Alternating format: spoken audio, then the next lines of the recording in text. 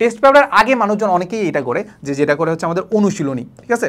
So এটাও করতে পারো, অনুশীলনী করে আসলে এখন মানে মোটামুটি আমরা আসলে কি করতে পারি, আমরা আসলে থিওরি সব পড়ে ফেলছি, কনসেপ্ট বুকের বা মেইন বইয়ের সব থিওরি পড়ে ফেলছি।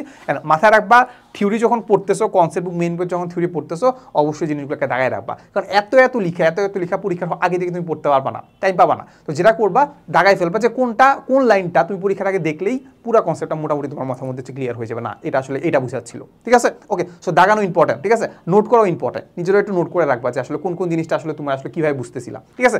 এই হচ্ছে কথা। সো কনসেপ্ট বুক পড়ার পরে এখন তোমার প্র্যাকটিসের পালা চলে আসছে। প্র্যাকটিসের জন্য আমরা কি করবো, টেস্ট পেপার সলভ করবো। টেস্ট পেপারকে কি দেওয়া থাকে, এইচএসসি বিগত বছর সবগুলো কোশ্চেন দেওয়া আছে। বিগত বছর যখন কোশ্চেনগুলো সবগুলো দেওয়া আছে, তার মানে ওইখান থেকে তুমি একটা ধারণা পাবা যে এইচএসসিতে কীভাবে কেমন কোশ্চেন আসে। এই একটা ধারণা পাইছো। ধারণা পাওয়ার তোমার তুই কী করছো বলো তো, ওই টেস্ট পেপারে দেখবা যে জিনিসপাতিগুলো একই, ঘুরে ফিরে একই টাইপের বারবার ম্যাথ আসে।